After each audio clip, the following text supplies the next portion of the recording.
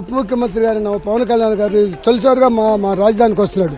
ఎందుకంటే ఆయన చాలా మేము రుణపడి ఉన్న అమరావతి రైతులు. అదిగాక మాకు ఆయన సానుభూతి చేయడానికి వస్తే ఎంగడపాలెం చెక్కపోస్టు కృష్ణాపాలెం కాడ ఇనుపతీగలేసి అప్పుడు ఆయన చాలా ఇబ్బంది పెట్టి ఆయన బట్టలు కూడా చినిగిపోయింది. నెత్తిరోడు గారిని ఇనుపతీగలు దాటి దూక్కొని వచ్చి మా రైతులకు అండగాశాడు ఆయన. రాజధానులు అన్నాక మందడం గుళ్ళో కూడా బాగాలేని పరిస్థితి మాకు ఏర్పడింది.